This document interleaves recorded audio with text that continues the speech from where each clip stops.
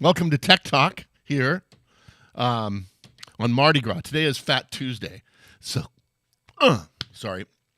So, to do the whole Mardi Gras thing, I kind of put together this little E.S.P tune called March 4th, because it's March 4th.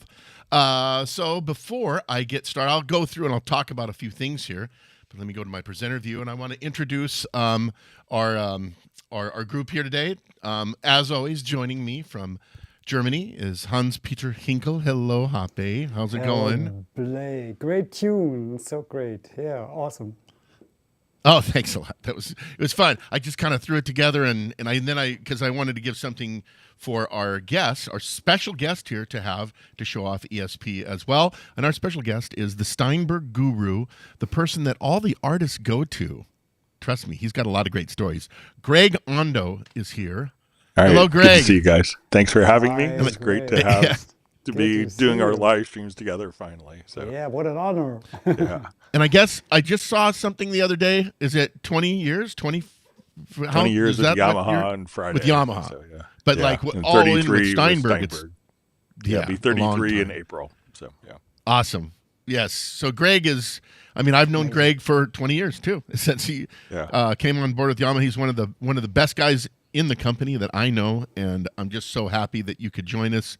And for all the people that came over from your Club Cubase, welcome to the tech talk that we do with Yamaha synthesizers. And since we were doing this on E.S.P, we thought we might have some cool things from the Cubase guru. So thanks for coming. I just want to do one thing before I turn it over to Hape. I just wanted to go back here. Let me go to my screen that I had here, just to kind of show you what I did here, what this is. So this is, I guess, one, two, three, four, five, 6 instances of ESP. I played the piano live, which is... So you're hearing ESP, and I'm always amazed that this MIDI and audio over USB, because I remember the early days of DAWs. I should be looking at that camera. The latency was just too difficult to play live, and boy, anymore, it's totally easy to play. Just a virtual instrument like this. And this is the CFX concert. And let me open up just the picture. There it is, CFX. The other sounds that I had in here, and I'll use my my remote, which is so nice to have the remote control interface because I have DAW remote on here. You can see in the corner in the screen there, I have local control off, and all my sounds are right here. Pan are on the knobs up here. So I select the next one. This was the...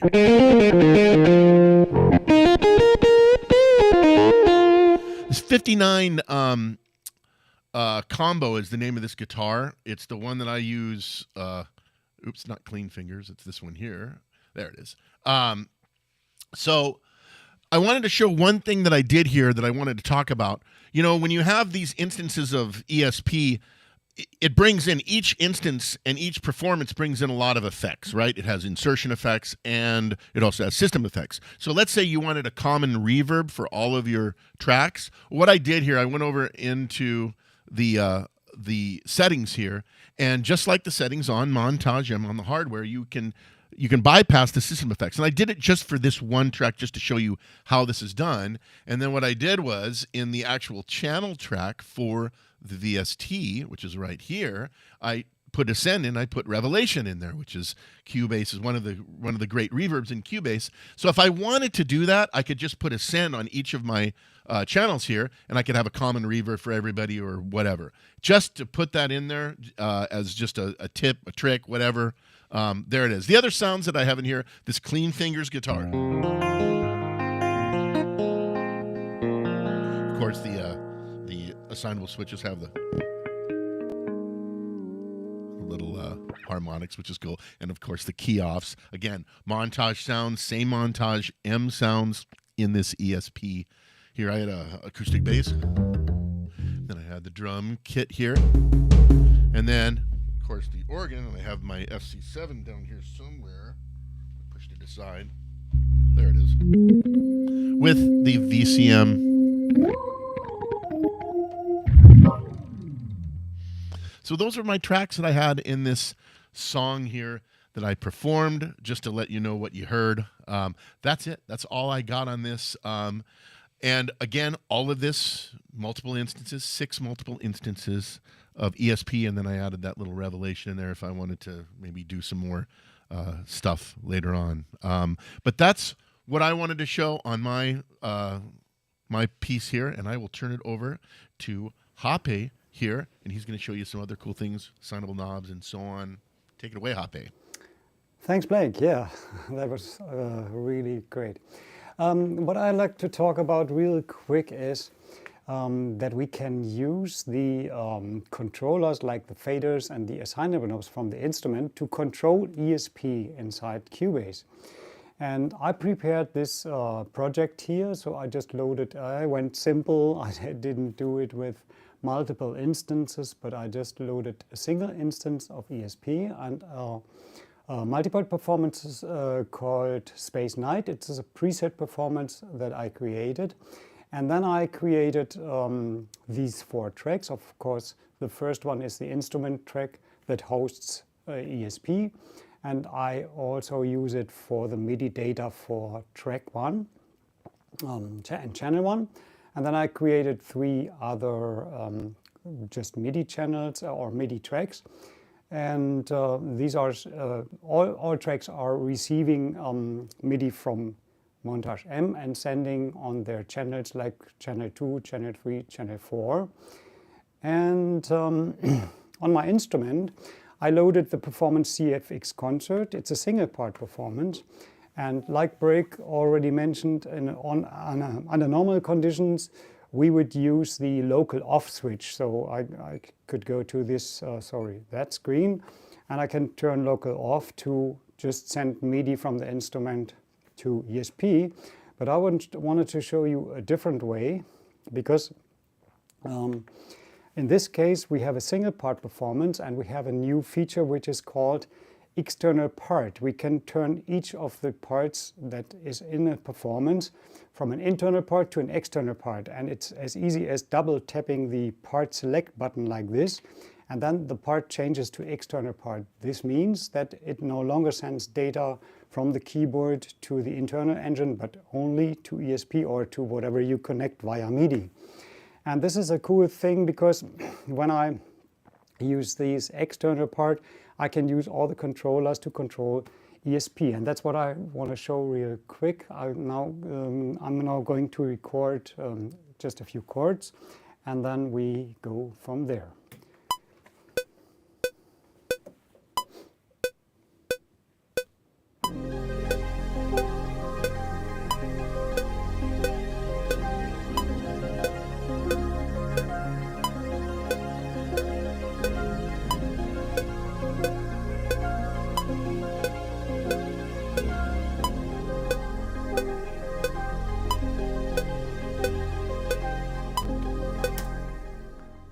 So these are my few chords, and now what I want to do is I want to copy this part to the other tracks, 2, 3, and 4. So I'm going to copy it, select the next track, paste, again paste, and paste one more time. So now I have the same data on all 4 tracks, and now I'm going to my ESP instance here, and in order to have ESP receiving on each of the channels individually, I have to turn off this keyboard control switch here for all parts. Now each part is receiving MIDI, so part 1 is receiving MIDI on channel 1, part 2 on channel 2. I mean, it's possible to change it, but by default all parts are receiving MIDI on their related channels like 1 to 4. And now when I select this first part here, you can see the assignable knobs here and also the volume faders. And now I can use my loaded performance here on the instrument, the CFX Concert with the external part, for example, to control the volume of the first part here, because I am on track number 1, and it controls the volume for the bass in this case. And I can also use the assignable knobs here to control these assignable knobs like this, right? But there's even a cooler way, in my opinion, because when you load the same performance that is in E.S.P into your instrument, we have the same layout for the assignable knobs, and that's what I want to show right now. I go to my live set where I pre-assigned the same performance as I have in E.S.P. And again, I turn all the parts, in this case all 4 parts, to be external parts by double tapping the part select button. I select part number 1 because this is the one I want to now record some automation data.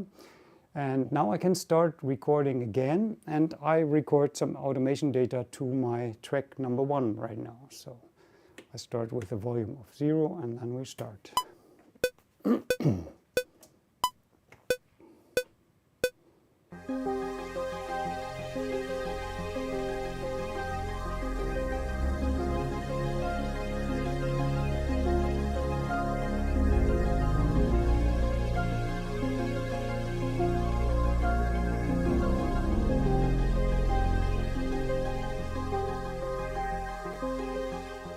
Continue with the cutoff.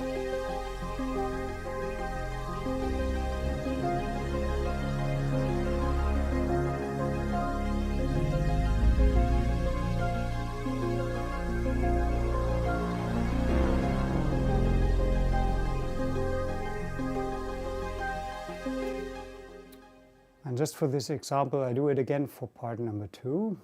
This is the arpeggio part. I change over to part 2 here also, so that I have the same layout.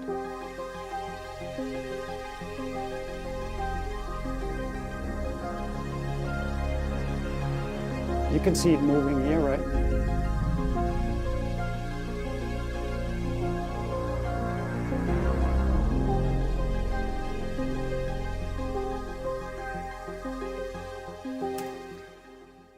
So that's enough for this quick example, and now what I can do is I can select both of the parts here simultaneously, and then I can go to the menu MIDI, Functions, and Extract MIDI Automation. And now what I can do is I can open these automation lanes here, and it adds the new that I recorded to the existing ones. These are kind of default ones, and I have to open 2 more here, and there are my recordings. And I can get rid of these tracks that I don't need, like this. And same for part number 2. Again, I add 2 automation tracks and get rid of this. Oops, there we go. And now what is really cool in Cubase is that you can make these curves more smooth. So I can, for example, just select one of these nodes here.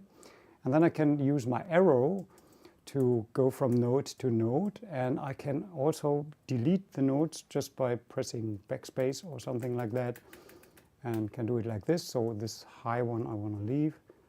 And then get rid of these, another one, get rid of these, and again, there we go. And then I can kind of bow these curves to my liking, right, for example, something like that, whatever it is.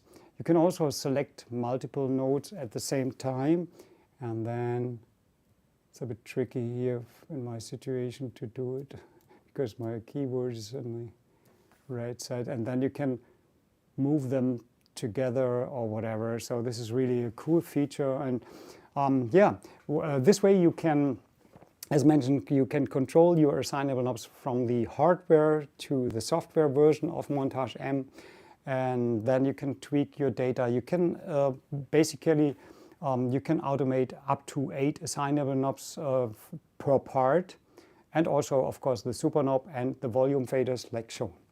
Yeah, that was my quick example. And now I'd like to hand it over to the one and only Greg Ondo. Take it away, Greg. All right. So I think this is a really exciting time. I know Blake and I have talked about this day in the future, like 20 years ago, when we'd be able to have all of the kind of amazing sounds of the Montage, utilizing it in conjunction with hardware. So if you're not familiar with this, when you buy a Montage keyboard, you get the plug-in as a component of it, so that you could use it in your DAW, you could do editing, you could work, and then just seamlessly take all the settings back to the keyboard. Now, when we're dealing with Cubase, a lot of people, when you're dealing with the Montage as a hardware instrument, you're probably working with MIDI tracks. So when we want to often work now with it as a VST instrument, we're going to add instrument tracks. And what an instrument track will allow you to do is to add the particular instrument. And as we do this, it's going to automatically consolidate all of the audio characteristics of the VST instrument with the channel, so that we don't have a separate MIDI volume fader and an instrument fader. Everything is consolidated with that. So it just kind of streamlines the process. So if you're used to working with your Montage as a MIDI, like an external MIDI instrument, now we could just do it as an instrument track. I'll play just a little bit of Blake's example here. So let's say we're just listening to this fabulous piece that he did for Mardi Gras.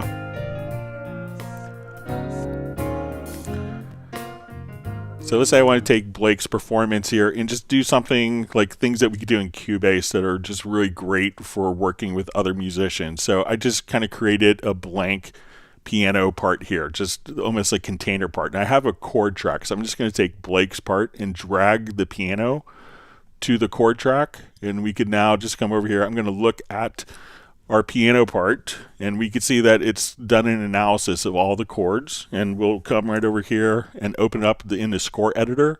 And now we could just have kind of like a lead sheet to automatically generate it for us, so we could just give it to other musicians and have them automatically just play the chart down. You could choose different pianos, you could choose different instruments if you want it to be in B flat or E flat instruments. So very easy to work with that.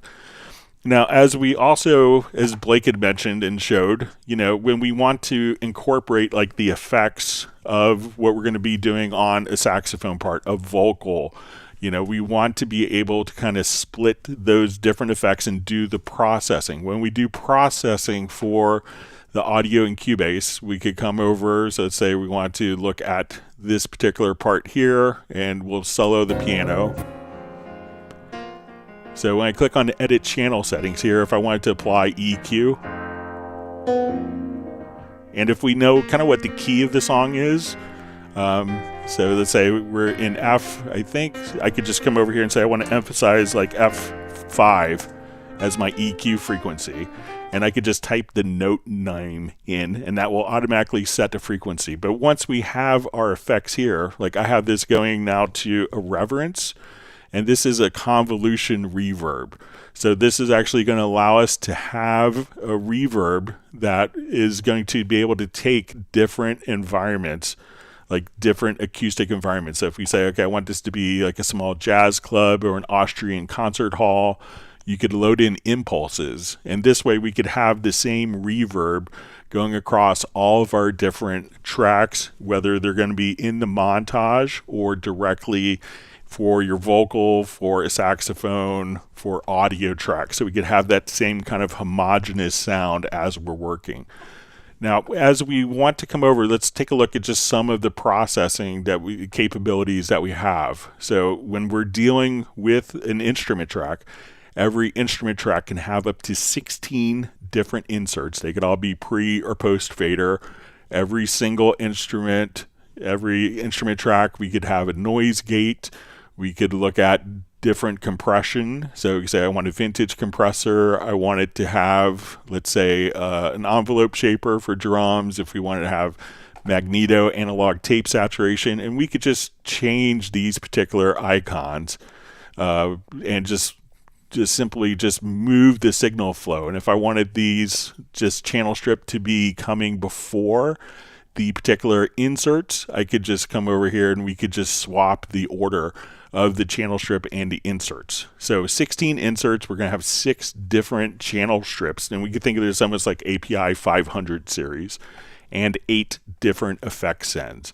So as we work with our different components, we could really shape the sound and again have the instrument blend seamlessly, the software instrument blend seamlessly with the particular audio sources that we're working.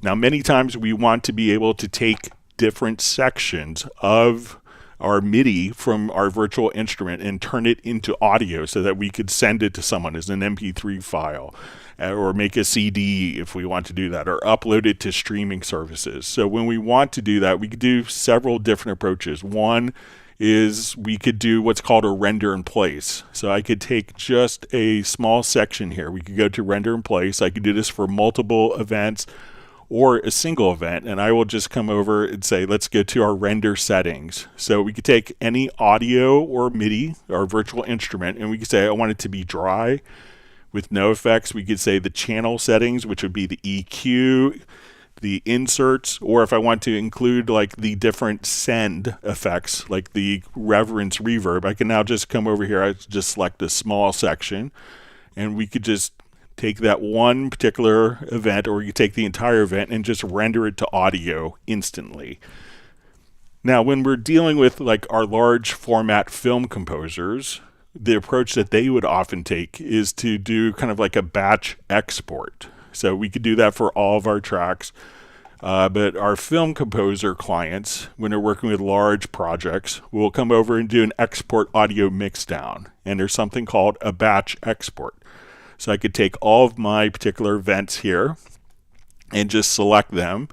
And we could say, okay, I want to export these as, we could say, a WAV file at 44.1. And then we could add what we call a queue. So let's say, okay, I need a 44.1 for all the files. I could add to queue. I need this to be a 48K 32-bit floating point. I could add that to queue, and then we could just choose folders, and this would automatically render all the files into different formats very easily. A different method that could be even a little more appealing could be, let's say we have 6 instruments here. I could say, let's add 6 audio tracks. So I will come over here, let's add 6 stereo tracks. And so we'll add our tracks. And as we do this, what I could do is I'm going to go to the inspector. We go to our routing page, and we could just say, okay, this input is coming from the CFX Grand. This input is coming directly from the 59 combo, the guitar. So let's take the input. So we're just taking the input directly from the audio track itself. So let's say we're going to do our bass. We'll come and at this point say, okay, we're going to do our drums. And at this point, we'll choose our input for our organ, and we could label these as we see fit. So let's say, okay, we want this to be our CFX. We want this, and we say lead guitar. And so we'll say clean guitar, rhythm guitar.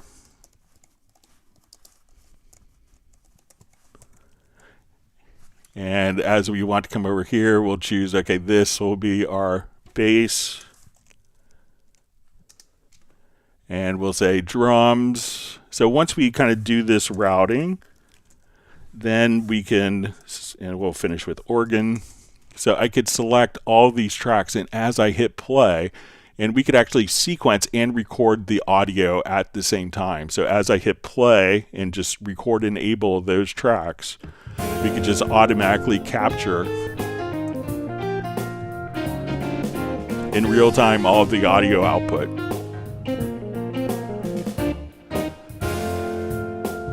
So if you have that set up in the template, it's very easy just to capture the audio, take the MIDI information, whether you're rendering in place, doing a batch export, or real-time processing.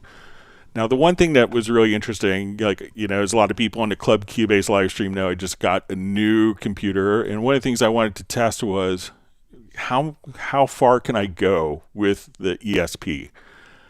So I have a MacBook M4, and I just wanted to see. So what I did is I took one one patch that was 4 different voices, and I put 8 notes on each track. So we'll just get this loaded up, and we can see we're going to have, I think we'll have like almost 25, 27 instances of ESP. So each of these tracks is 32 voices. So we're going to have 29 instances of ESP. So when we look at our track, so we can see that we're going to have a piano, a keyboard. So if I just kind of play this, we hear that we're going to have strings, our organ, our keyboard. So, and basically each one of the parts here is going to be 8 voices. So we look at it, I just kind of copied a C major chord. So it's my 21st century composition. And I just want to see how far that we could go. So I'm going to open up the performance meter, and I'm going to make sure I don't kill everyone volume-wise, because this gets loud. All right, so let's open up the performance meter and just hit play. So when I come over here, we're up to, so each one of these tracks is 32 voices, and we have 29. So I have 928 voices playing. So we'll just hit play and listen.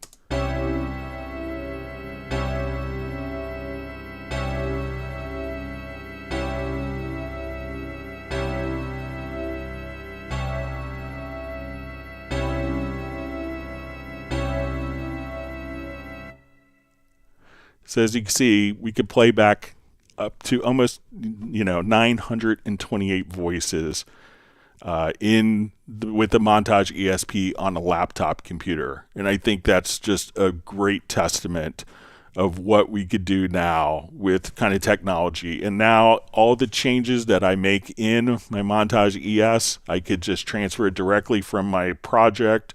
I could transfer all the settings I've edited directly back to the keyboard if I wanted to use the keyboard for a stage, if I wanted to use a MIDI controller, like during sound check or in the green room or in the hotel room. I could do that while my montage is packed up, being transported. So it's just a great time to be able to work with all this technology and marrying the technologies of hardware and software in a way that's really special. So with that, I'll turn it back over to Blake. Thank you very much.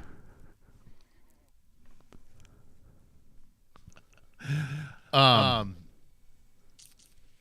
see. Is everybody going to come back here? Here I am, right here. There we are. That's remarkable. It's funny because he has an M4. The one that I use here is an M2 with 16 gigs of RAM, and I get very similar results. I haven't tried that before, but I'm amazed at how efficient it is. I also have a MacBook Air that's an M3, and they all work about the same. It's amazing how efficient everything is in this system. So that's just that. But that was pretty cool. Anyway. I want to go real quick to the resources, and then I'll bring us all back here. But for resources, they're all in the description below. So Yamaha Synth, that's where all things Yamaha Synths. We have articles, videos, all sorts of things, some cool artist stuff up there as well. That's at YamahaSynth.com. IdeaScale is a community where you can go up and ask for features or product requests for Yamaha synthesizers. It's a cool community. We actually do once a week look at the requests that are in there and send the ones that are cool to our developers in Japan. And you never know, they might show up in your in your keyboard. Soundmondo is our free social sound sharing site for our synthesizers and stage pianos, so Montage M, YC, CP, and so on. You can go up, upload sounds of your instrument, and download sound to your instrument for free. That's Soundmondo. SoundCloud is where we have a lot of just audio examples and stuff like Stat, just a nice SoundCloud channel for putting cool demo sequences and stuff like that. And then finally, the music production guide is a guide that Hoppe works with. He's been working with it for, I guess, like 12 years or so.